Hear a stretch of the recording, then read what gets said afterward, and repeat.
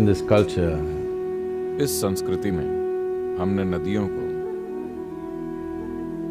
पानी के भंडार की तरह नहीं देखा है। हमने उन्हें जीवन देने वाली देवियों के रूप में देखा है। एक सोचने वाले दिमाग के लिए, जो सिर्फ अपने तर्क की सीमाओं में ही सोच सकता है,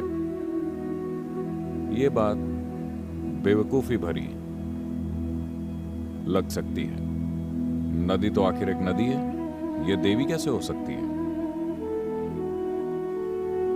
ऐसे इंसान को अगर आप एक कमरे में बंद कर दें और 3 दिन तक पानी न दें, और फिर अगर आप उसे पानी का एक ग्लास दिखाते हैं, तो वो उस ग्लास के आगे सर झुकाएगा।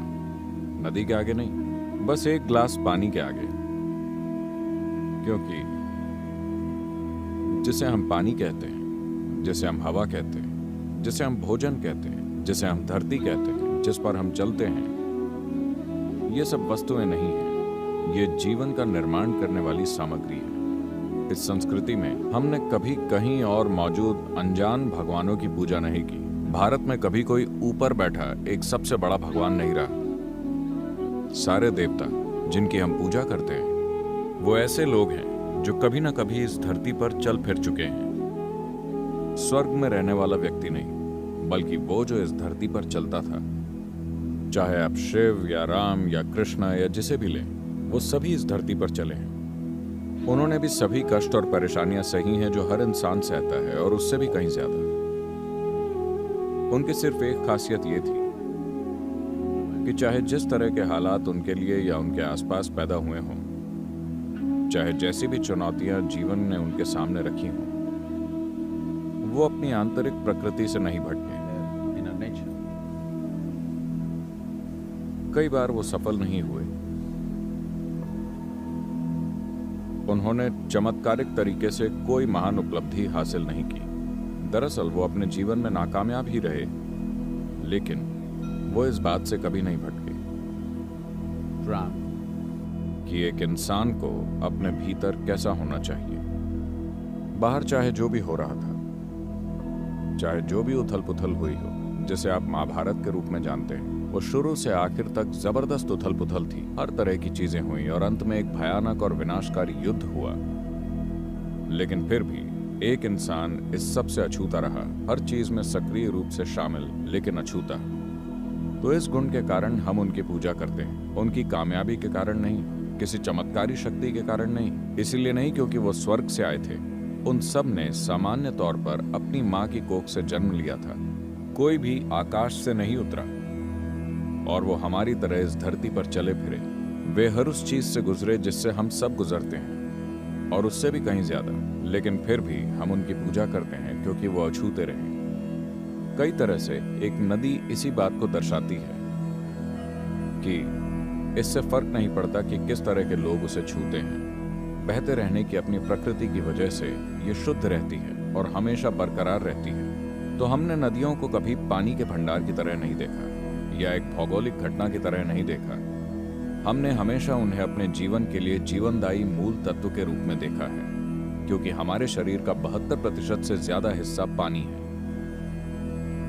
इस ग्रह का ही 70% से ज्यादा हिस्सा पानी है। अगर हम कहीं जीवन खोजते हैं, तो पहले हम पानी की एक बूंद खोजते हैं। तो इस संदर्भ में मानव जीवन के उत्थान या रूपांतरण के बुनियादी विज्ञान को भूत शुद्धि कहते हैं। is called Bhuta Shuddhi. यानी 5 तत्वों की शुद्धि। ये एक चमत्कारी प्रक्रिया है, क्योंकि ये सारा ब्रह्मांड, ये शरीर, ये धरती, ये सौर मंडल, सारी सृष्टि, हर जगह जीवन के अलग अलग रूप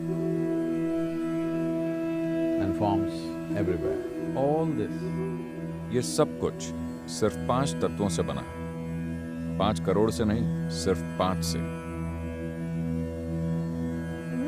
और कितने जादुई तरीके से ये 5 तत्व करोड़ों तरीकों से एक दूसरे से मिले हैं, और हर रूप दूसरे की तुलना में पूरी तरह से अनोखा है, और वो सभी सिर्फ 5 तत्वों से ही बने हैं।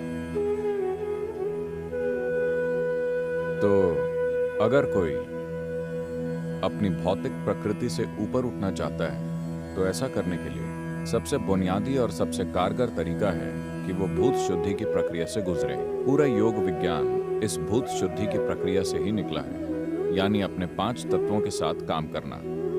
अगर आप अपने तत्वों को नियंत्रण में ले लेते हैं तो हर चीज आपके दायरे में होती है, हर चीज आपके काबू में होती है। जल 72% है, 12% धरती है, 6% वायु है, 4% अग्नि है, बाकी बचा हुआ आकाश है। अगर हम इन 4 तत्वों को या 5 तत्वों को काबू कर लेते हैं तो हर चीज हमारे काबू में होती है। जो इंसान 5 तत्वों पर महारत हासिल कर लेता है उसे ब्रह्मांड का स्वामी माना जाता है। जल सबसे अहम है क्योंकि 72% जल है। अगर हम इस शरीर में जल को शुद्ध और अच्छा रखते हैं तो सेहत और खुशहाली का ख्याल अपने आप हो जाता है।